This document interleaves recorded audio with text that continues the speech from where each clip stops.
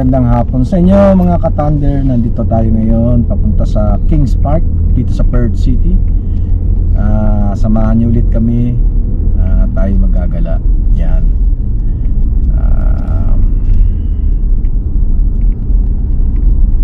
Sa mga hindi pa nagsasubscribe, please subscribe sa channel na ito. Ito Fraser Street to eh. Yan, yung nakikita niyong puno, gum tree yan. Century old tree yan. Tinanim yan ng ng grupo, nakalimutan ko yung pangalan ng grupo na yan eh. Yan, bawat mga military tsaka yung mga dignitaries, mga tawag dito, mga well known dito sa mga 1930s pa yan, tinanim yung puno na yan. So yan, tingnan nyo, lalaki na oh. Ito yung entrance ng Kings Park. Yan, may mga libreng rito, bus ang tawag, cat bus. Yan, provided ng city government ng Perth. Yan, pwede ka mag-ikot dito from galing ka ron sa baba. Yan, katulad yan, sasakyan yan, libre yan. May nakalagay dyan free bus. So 4 na station yan, 4 na area ang pwede nyo sakyan. Paikot-ikot kayo sa loob ng city. Yan, samahan nyo kami. Ngayon, Sunday ngayon, winter dito. Ang temperature is 21 degrees, 12:30 ng hapon. Parehas lang ng tawag dito ng oras sa Pilipinas kasi nasa Western Australia kami. So kung ano yung oras sa Pilipinas, yan din ang oras dito. Yan yung bus stop oh. Cat bus, black, kulay black yung sasakyan nyo na cat bus. Iba-ibang kulay kasi yan, may purple, may red, may green. Yan. Tapos yan naman, yung double decker na yan, yung mga yung sightseeing, babayad ka dyan. Yan, sakay ka dyan, iikot ka sa loob ng city. Yung mga tourist spot dito sa loob ng tawag dito ng city. Yan, ang laki rito, yung Kings Park na to. Kung lalakarin nyo, naku po, mapapagod kayo sa laki. Ang sarap dito. Free ang tawag dito, ang parking. Free ang walang bayad sa entrance. Yan, kung may dala kayong mga pagkain, pwede kayong magdala rito. Ikot kayo dyan. So ang makikita natin dyan sa Kings Park is marami. May botanical garden plus yung sightseeing sa city. Mamaya papakita ko sa inyo. Yan, ito yung parking oh. Magpapark tayo. Then after a while, mag-walk tayo ron. Gagala namin kayo. Samahan nyo lang kami. Please like pala dun sa mga videos namin. Yung gustong panoorin yung mga previous video namin, nandyan lang yan. Naghanap tayo ng ito, merong isang spot pala rin. Pero this is half an hour.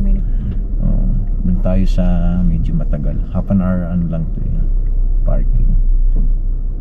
Yan. Dito sa left is limited hours lang yan. So kung yung gusto mong madalian, diyan ka. Half an hour.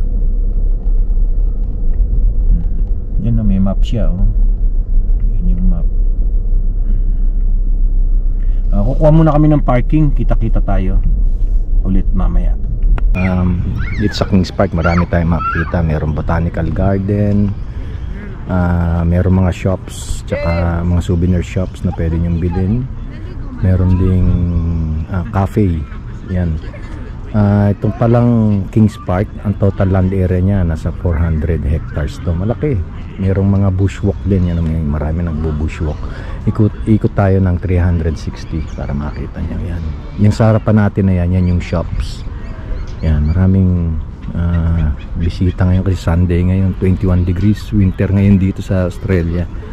Pero during the day is medyo maganda yung hindi masyadong malamig. Yan, dito sa Kings Park pala meron tayong maliit na history.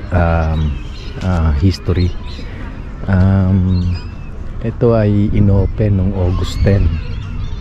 1895 ang tawag nila dito dati, Perth Park. Then on 1901 later 1901 binago nila yung pangalan sa King's Park bilang pagbibigay pugay sa British throne na si King Edward VII. Yan. So yun yung maliit na history nito. So yun yung dito yung ito yung shop, sinasabi ko sa inyo kanina. Yun, kung gusto niyo mag coffee, mag merienda, yan, nagsiserve sila ng burger din, saka pizza, ano pa ba yung nandun, ice cream, tsaka mga spring rolls. Yan. So yung botanical garden pala, meron silang 3,000 native species na flora, tapos meron silang 80 different birds na matatagpuan dyan sa loob. Yan. Dito sa King's Park din, yung nasa harapan natin, yan yung war memorial statue nila, yung mga nag-serve sa, yung men and women na nag-serve at namatay during World War I at saka II. Dyan nila merong commemoration every April 25. Yan, kung tawagin nila Gallipoli or yung Anzac. Yan. So yan naman, nasa harapan natin yung may apoy, yan yung tinatawag lang eternal flame. Yan. So dyan yung commemoration dito ginagawa. Yan. So every year yan, daming tao rito, yung mga dating military at saka yung mga family. Yan, dito sila every yun, dawn service meron. Yan, Anzac kung tawagin. Yung Anzac, ibig sabihin yun, Australian New Zealand Army Corps yun. So may mutual agreement kasi yung dalawang country na yan, parang iisang country lang yan eh. Yun, sila lagi magkasama pagka may mga gera. So lahat ng nag-participate sa war, kahit yung ngayon, yan, commemoration din dyan. Tapos sa ibaba niyan, yung mga pangalan ng mga namatay nandiyan nakalagay. Yan, chinek ko, almost bibihira ang mga pangalan kasi World War I and II, karamihan mga talagang 99% puro puti ang pangalan kasi nung time na yun, alam nyo, may yung kakaunti lang ang migrant rito eh. Yan, ang migrants eh, hindi katulad ngayon, dami na. So yan, dyan nila, yan, very solid yung lugar na yan. Ito yung Army Corps nila, Royal Australian Navy. So dito rin pala sa King's Park, merong overlooking ng yung Central Business District at saka yung Perth Water. Yan, yung Swan River kung tawagin nila. Yan, people walking. Yan yung city, ganda ng city. Yan, yan, may mga yate sa baba, kita nyo. Hindi ko alam kung sa baba kasi may train line yan eh, kung merong biyahe ngayong Sunday. Yan, maganda nga rito, yan, baba na yung train yan. Ito Mitchell Freeway yan. Ito papuntang south, no, papuntang north. This side dito yung south. Yan. So freeway kasi walang bayad yung expressway dito eh. Yan. So di katulad sa ibang bansa o yung katulad ng Pilipinas, may bayad ng free ang expressway. Dito wala. So yan, libre yan. Yun yung mga yate Doon sa kabila na yun, may public transport nun, pwede kang sumakay. Kung halimbawa doon ka nakatira sa kabila sa Perth South, pupunta ka rito sa city, pwede kang magsakay ng ferry. Yan, pag ganun. Dito yung maganda yung rito eh, yung sistema ng transportation dito eh. Dahil lang may-ari ng transportation sa WA o yung Western Australia, is public. Pag bumili ka ng ticket, all in na yun. Pag sumakay ka ng ferry, pwede mong gamitin sa bus. Tapos may duration yun, 2 hours. Kahit na ilang beses kang sumakay ng public transport, bus, ferry, pwede mong gamitin yun. So kung mabilisan ka lang, halimbawa magsha-shop ka rito sa kabila, babalik ka rin dito, basta within 2 hours, isang pamasahe lang ang babayaran mo. Yan, so yan, kung doon ka, yun, yun, may ferry, yun, tumatawid yung ferry, dalawa yan yun yung isa pa, yun, salubungan yan, yun, yung yan, salubungan yan, yun yung isa, sa kabila, yun. So yan, every 15 minutes yan yan, every 15 minutes yung ferry. Yan, hanggang 10 o'clock ng gabi ang alam ko, from 6 o'clock to 10, yan, merong biyahe yan. Yan, very efficient. Yan, pati yung siguro medyo reduce yung hindi katulad ng weekdays, every hour o every 15 minutes merong dumadaan na train dyan. Yan, maraming gumagamit ng train. Kita nyo kung dahil yung gumagamit ng sasakyan, mga kotse, ang dami, yan.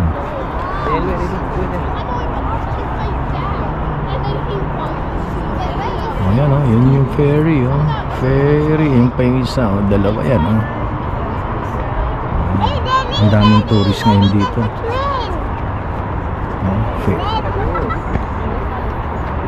So dapat kung ordinary day, meron dapat dumadaang train dyan, yung train dito,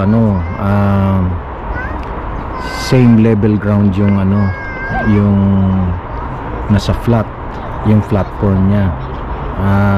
Hindi siya elevated. So kaya dyan sa highway o dyan sa freeway, makikita mo ka-level mo lang yung train tumatakbo. Yan. Yan, magmi-meet halfway yung dalawang ferry, yan, ayan. So yan yung city, yan yung Central Business District. Dati ilang building lang yan nung dumating ako rito ng 2007. Ngayon lang dumami ang building dito. Dati napakaliit lang ng city. Anyway, eto mas maganda pa ang BGC. Napakaliit kasi, makikita nyo, kakaunti lang. Tsaka very conservative sila, ayaw nila ng high-rise building. Kaya kung makikita nyo, mga ka-Thunders, meron palang rito. Dito, bilihan ng mga souvenir items. Pasok tayo, tingnan natin. Quickly lang, tingnan natin kung ano meron sa loob. Pag gusto nyo bumili ng mga souvenirs, okay, mga silver spoon. Mamahal siguro na. Ito, wow, lako sila, kanila.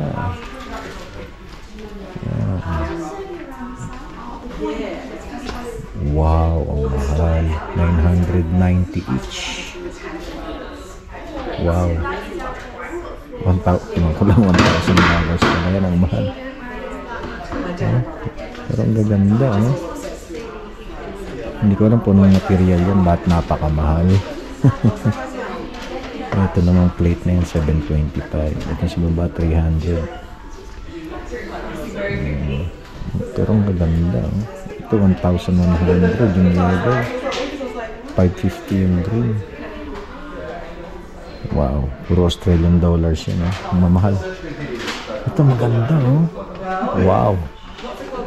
Sa pera natin, sa Pilipinas, kalahating milyon, itong tatlong to, 12,600. Wow, ang mahal. Crystal siguro ito mga ito. Hindi, bottles na. Mas bottle to.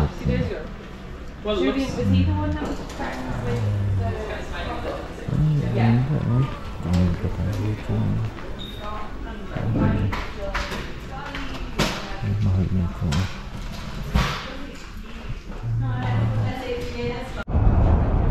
Yan, mga ka-Thunders, ito yung sinasabi ko sa inyo kanina, yan yung State War Memorial, yung kaninang nandun tayo sa harapan itong monument na yan, yan yan. So ngayon, pag bumaba kayo rito, Dito naka-engrave sa lapida yung mga pangalan ng mga soldiers during World War I. At saka yung kahit yung mga yon, yung mga nag-participate sila. Oh, yan 1939 to 1945. Yan na pinasok na namin yan dati. Yan 99% puro mga puti ang ipilido. Pero kasi nga ano yun 39 and 45. Pero yung ngayon yung mga ano na nahaluan na sila. May mga migrants na kasi. Yan, pero wala akong nakitang ipilido ng Pilipino. Meron akong nakita ipilido ng mga Spanish o galing mga Spanish speaking country. Merong Martinez, Cruz, iba-iba nandyan. So hindi ko alam kung mga Pilipino yon o mga galing sa South America. Yan. Yan, di na tayo papasok. Yan, doon nakalagay yan. Tingnan nyo naman yung puno rito. Ang ganda, oh. Napakasarap dito mag-ala. Ang lamig pa. Kahit anong lakad mo, hindi ka papawisan. Yan. Samahan nyo kami ulit, ha. Punta tayo rito. May papakita ako sa inyo ulit. Hello mga ka-Thunders. Ito pa yung isa, oh. Kung gusto nyo, pag dito kayo pupunta sa Kings Park, may free bus from the city. Yan yung city, oh. May free bus, sasakyan nyo lahat, iba-ibang klase kasi yung cat bus, eh. Basta cat bus free yan, provided ng city government ng Perth. Yan. So Blue Cat ang sasakyan nyo. So yung Blue Cat, ang biyahe niya Elizabeth Quay sa baba. So pabalik yun. So papunta at pabalik rito. Marami kasing destination yan sa loob ng city. Iba-ibang bus, iba-ibang kulay ang sasakyan nyo. So dito Blue Cat ang sasakyan nyo yan. Uupo lang kayo dyan, oh. Yan, maghihintay kayo dyan. Ito yung timetable niya, oh. So Monday to Friday, Saturday and Sunday. Yan, tingin lang kayo dyan para makita nyo kung anong oras dadating yung bus. Yan. So yung kanina pinakita natin, merong ferry dun, tatawid dun sa Swan River.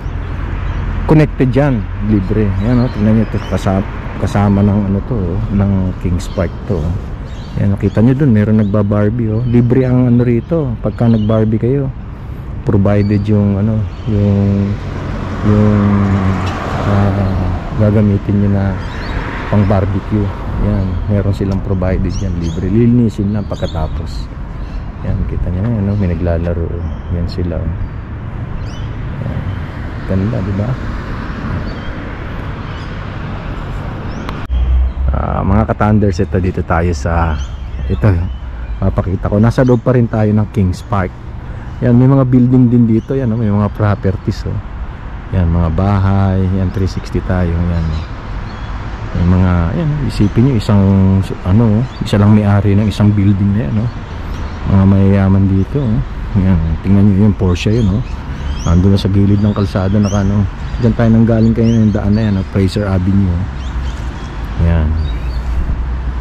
Yan, gusto ko na ipakita sa inyo na dito pala sa loob ng Kings Park meron ding mga residential, pero mga mayayaman lang nakatira. Iisang street lang ang may residence.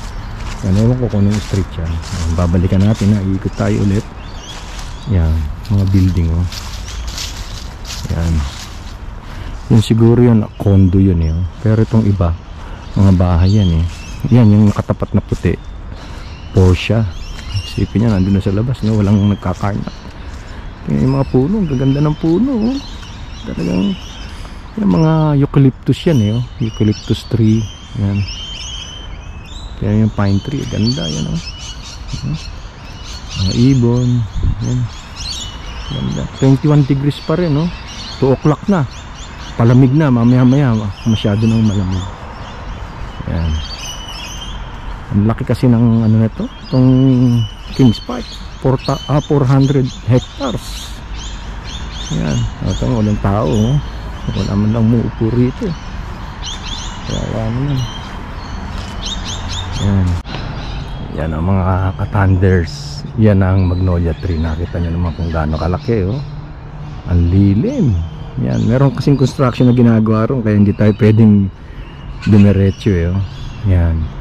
So hanggang dito na lang mga ka-Thunders. Maraming salamat sa pagsubaybay nyo sa sa channel na ito. Yung mga hindi pa nagsusubscribe, please subscribe, follow and share.